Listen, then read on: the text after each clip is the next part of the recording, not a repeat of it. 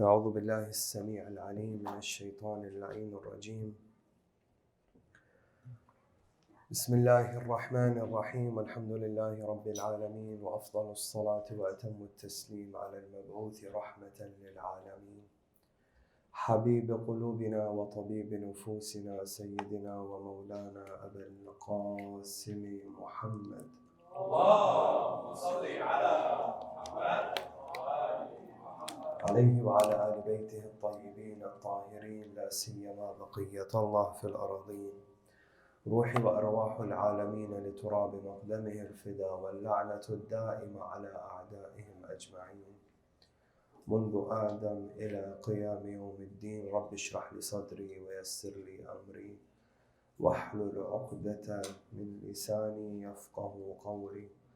أعظم الله أجورنا وأجوركم بمصابنا بالحسين وأهل بيت الحسين وأصحاب الحسين. We send our condolences to صاحب العصر والزمان عجل الله تعالى فرجه الشريف, to the heart of the Holy Messenger sallallahu alayhi wa alihi, to Amir al-Mu'mineen alayhi salam, to our mother Fatima salamullahi alayha, and to our maraja, our esteemed maraja, and to all of you brothers and sisters on the anniversary of the martyrdom of our master Abu Abdullah alayhi salam. Before I begin with the lecture, inshallah, just a small word on the occasion, on how to benefit from a night like tonight. Tonight, more often than not, year in and year out, after the day of Ashura, the attendance in the Majalis begins to come down, begins to decrease. Naturally, people have been attending for 10 nights. May Allah Azza wa Jal reward us for these minor efforts that we do for the sake of Abu Abdullah alayhi salam. But the reality is the musibah begins tonight. The musibah of Al Muhammad alayhi salam begins tonight. Tonight is the musibah of Zainab alayhi salam.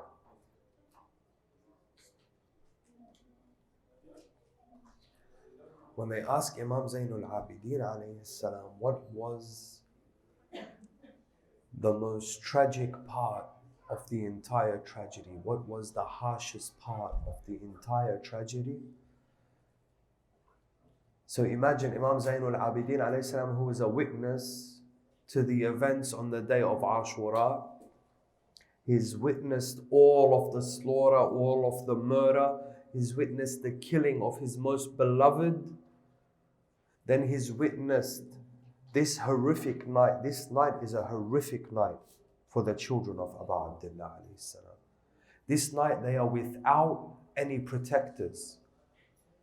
It is just the women and the children and Imam Zainul Abidin alayhi salam and an army of 30,000 surrounding their camp. On this night, an attack is launched on this camp of women and children. Women are running in the desert with their abayas on fire. Children are running aimlessly with nowhere to go.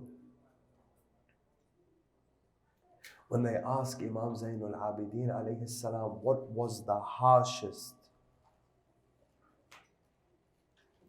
He says to them, Ash-Sham, Damascus.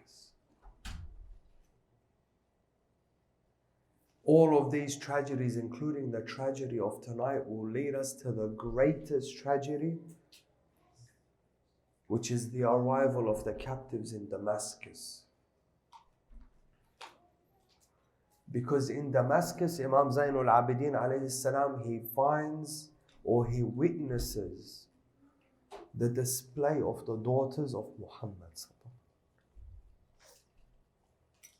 This was the harshest thing for the Imam to see. For the Imam to see Yazid, la'anatullahi alayhi, address Zainab alayhi salam.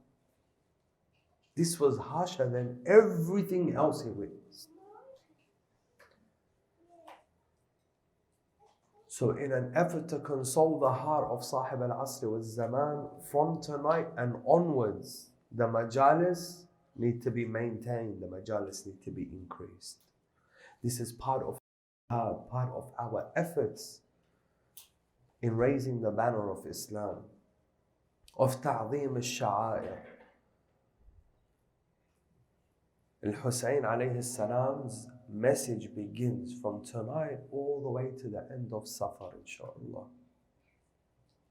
Sallu ala Muhammad wa ali Muhammad.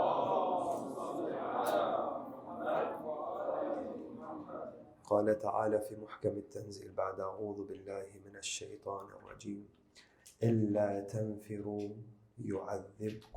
يعذبكم عذابا أليما ويستبدل قوما غيركم ولا تضروه شيئا والله على كل شيء قدير. Allah Azza wa Jal says in Surah At-Tawbah verse 39, if you do not go forth for the sake of Allah, He will chastise you with a painful chastisement and bring in your place a people other than you, and you will do him no harm, and Allah has power over all things. Sadaqallahu al-Aliyyul Azim. Tonight we come to the conclusion of this limited effort to understand the divine laws in the Holy Quran that govern this universe. And keeping in mind everything that we've discussed leading up to last night's discussion of divine intervention, the conclusion that we can come to is that Allah subhanahu wa ta'ala, we said first, has put in place these laws to govern the world, to govern all of His creation. These laws are fixed, these laws are set from the beginning of time all the way until the Day of Judgment. This is how Allah subhanahu wa ta'ala interacts with us, how we deal with these laws, results, how we deal with these laws produces results from Allah Azza wa Jal. Now, if we abandon these laws, this is the result. Allah Azza wa Jal is saying to us now that if you refuse to go forth for the sake of Allah, I've given you the equation. I've said to you, وَإِن تَنْصُرُوا اللَّهَ يَنْصُرْكُمْ. If you bring victory to Allah, I will bring you victory. And I promised you and I told you that victory is an oath on me. I have made an obligation on myself. And I have told you that in order for you to bring me victory, in order for me to come and bring you victory, you must be true to your covenant. And this covenant is the covenant that we took with Allah Azza wa Jal of Tawheed, of La ilaha illallah. And that you must embody it and you must be thankful and grateful actively.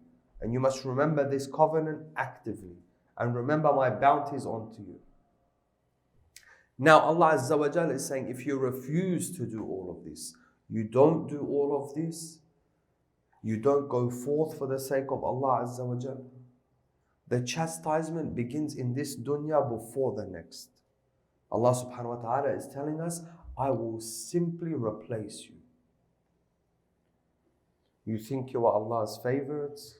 You think Allah Azza wa Jal has made you the chosen people? He blessed you with His gift of Islam and Wilayah. If we do not appreciate it, if we're not thankful, if we do not rise, the verse is specific, if you do not go forth for Allah. So merely being a believer, again, Allah subhanahu wa ta'ala is reiterating, is not good enough. You must go forth.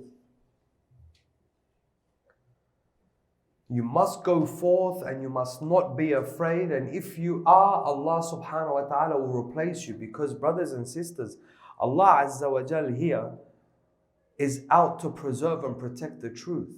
It doesn't matter who does it. He has no favorites amongst people. No one is related to Allah Azza wa Jal. We don't want to fall into the fallacy of Banu Israel, who claimed that they were children of Allah subhanahu wa ta'ala. Allah Azza wa Jal admonished them for this claim and then challenged them. فَتَمَنَّوُا الْمَوْتَ إِن كُنْتُمْ صَادِقِينَ.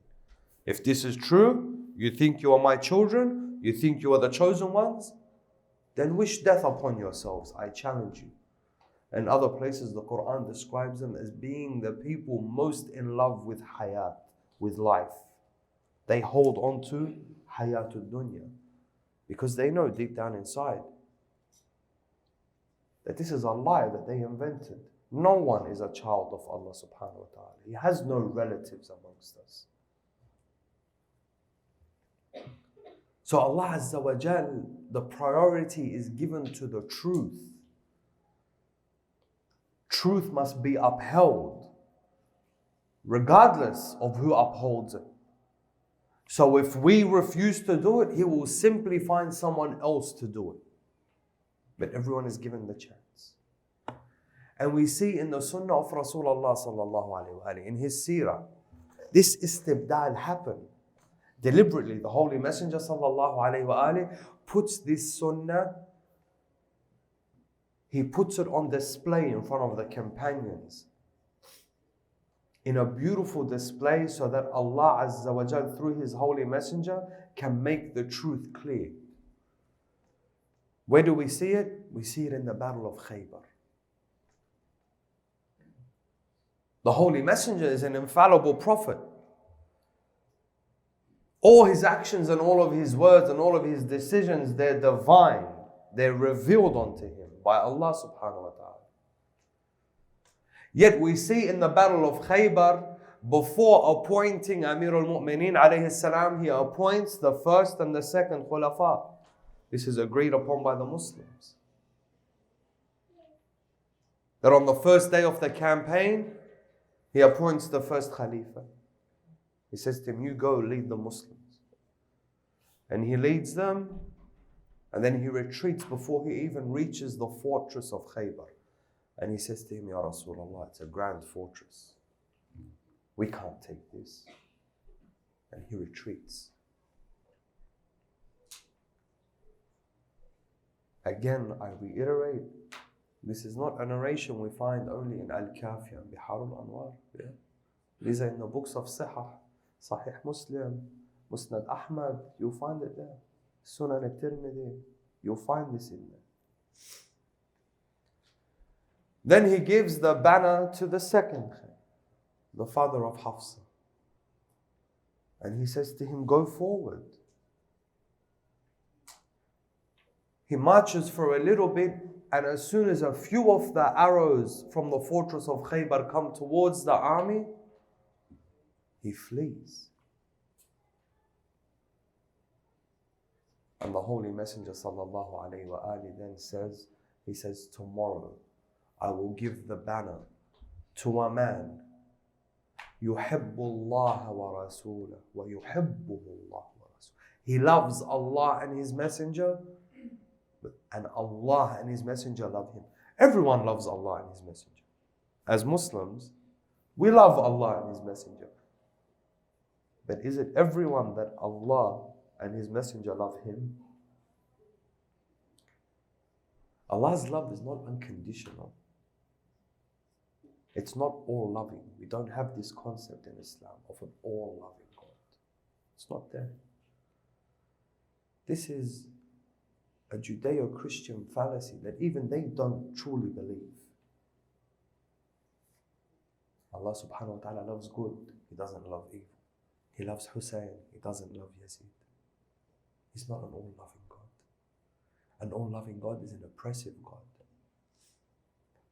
And here the Holy Messenger is telling you, not only does this man love Allah and His Messenger, but Allah and His Messenger love him. And then the next day, the third day.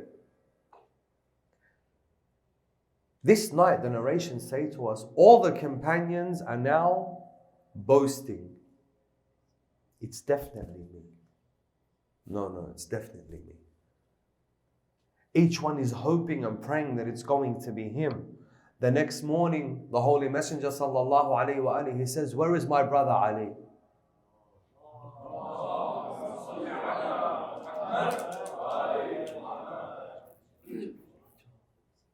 He said to him, Ya Rasulallah, Ali is very ill.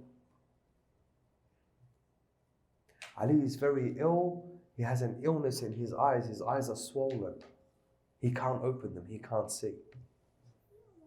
He says, take me to him. They take him to the tent of Amir al-Mu'mineen alayhi salam, and yes, his eyes are swollen and he cannot see. They're swollen shut. The Holy Messenger sallallahu alayhi wa alayhi takes from his saliva and he wipes them on the eyes of Amir al-Mu'mineen alayhi salam. Amir al-Mu'mineen alayhi salam is cured. Then the Holy Messenger sallallahu alayhi wa alayhi gives him the banner. Now look at what we call in Lebanese the lachi. Yeah? The day before, what had happened? The brother had run away, right? Firar, we call this in Arabic, firar. The Holy Messenger sallallahu alayhi wa alayhi, unanimously, across the board, all denominations of Islam record this. When he gives him the banner, he refers to him as what? Karrar wa laysa farrar. Karrar means he ferociously moves forward, yeah, like a boulder rolling. It's unstoppable. وَلَيْسَ فَرَّارٍ. He does not retreat. He does not retreat to the point that when he gives him the banner, the holy Imam alayhi salam begins to walk 2 steps, and then he wants to ask the Holy Messenger sallallahu alayhi wa alihi, what are the conditions for their surrender, Ya Rasulallah? The narration says that he does not turn his back to Khaybar. He walks backwards towards the Holy Messenger sallallahu alayhi wa alihi, giving his face to Khaybar. And then the Holy Messenger sallallahu alayhi wa alihi says to him, you fight them, on that they testify that there is one God and that I am his messenger, or that they sign a peace treaty with the Muslims and they pay the jizya. Apart from that, they are not safe. You see that istibdal? Because the first 2 were incapable. They could not go forward for the sake of Allah Azza wa Jal. They refused to continue going forward. As the verse says, go forth for the sake of Allah or Allah will replace you. They could not go forward. This sunnah manifested in the army of Muhammad sallallahu alaihi wasallam.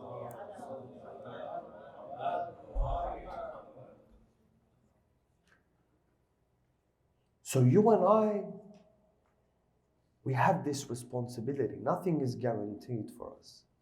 Simply because we belong to a particular nation, it's not guaranteed that Allah Azza wa Jal will bestow upon us the favor or the bounty and the blessing of victory. We could easily be replaced.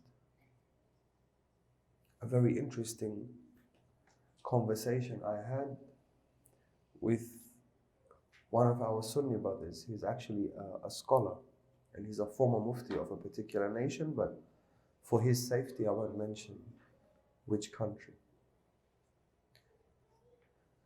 This Shaykh, he says to me that in his opinion, saying in my opinion, this Sunnat al-Istibdal, this was years ago. He says to me, this Sunnat al-Istibdal, this law of replacing a nation, occurred in 1979. This is his opinion. Who knows what happened in 1979? Islamic Revolution. Sallallahu alaihi wasallam.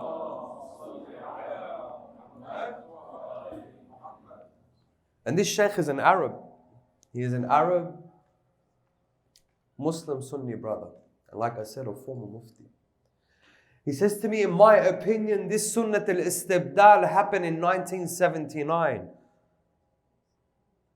Before this, Allah Azza wa Jal gave the Arabs His favor. They did not appreciate the message of the Holy Messenger sallallahu alayhi wa alihi. They did not care for his Ahlul Bayt alayhum as-salam. Imagine this. Being from that denomination, he's saying this.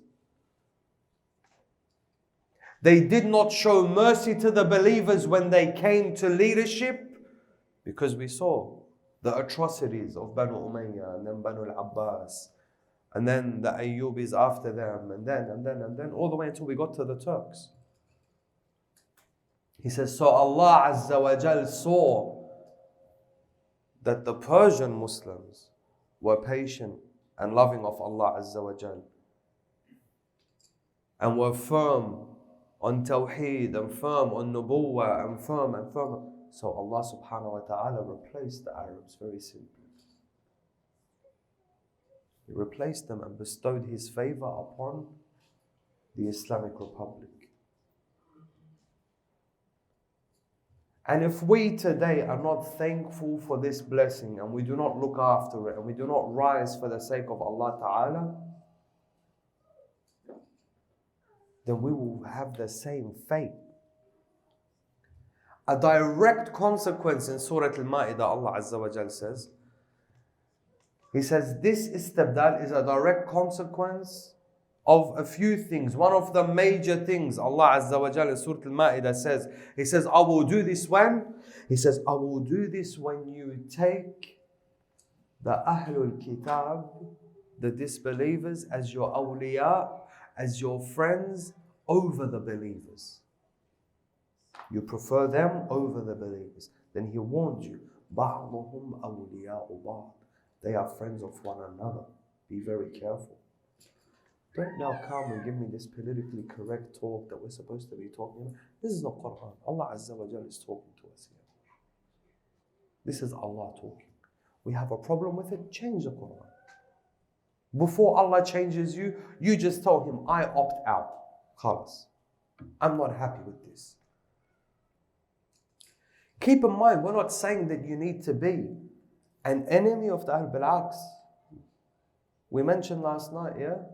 The attitude towards them needs to always be billati hiya ahsan all the time. Yeah, we need to have good akhlaq with them, but not take them as allies. They are not your allies. And specifically, do not take them as your allies against other believers. This has several forms. We are never allowed to stand with the non-believer against the believer. Never. There is never an instance where we are permitted to do this. And this is why in our jurisprudence it is impermissible to take a believer to a non-Islamic court. It's haram. It is so haram that Imam As-Sadiq alayhi salam says to us that the one who passes judgment on 2 dirhams, on only 2 dirhams, with other than that which Allah Azza wa Jal has decreed, has committed disbelief. You don't have to leave Islam to commit disbelief. Look what this following verse says. Sallu ala Muhammad wa alayhi.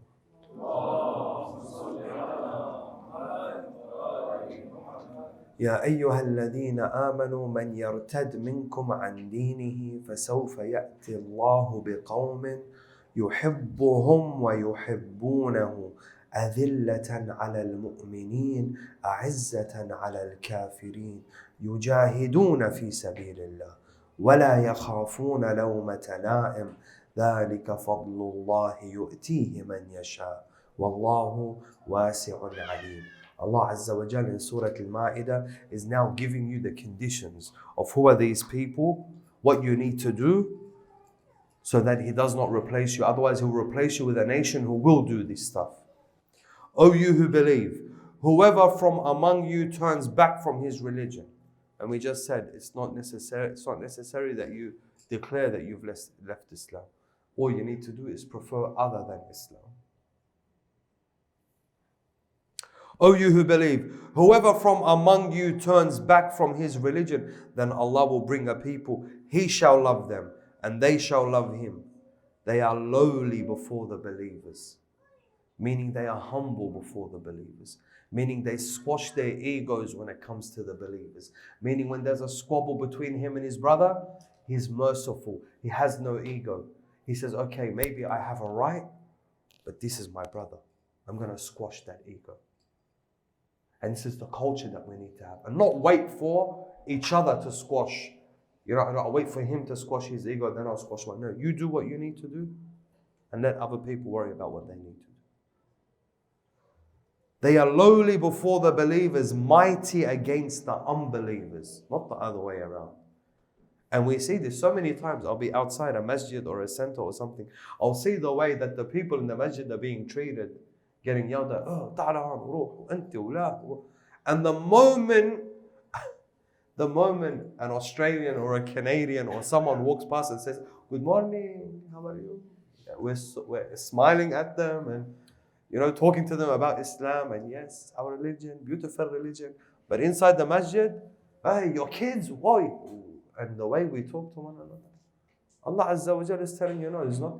You need to be lowly to the believers and fierce against obviously this fierceness is against the aggressive disbeliever, yeah? Not against your polite Christian neighbor.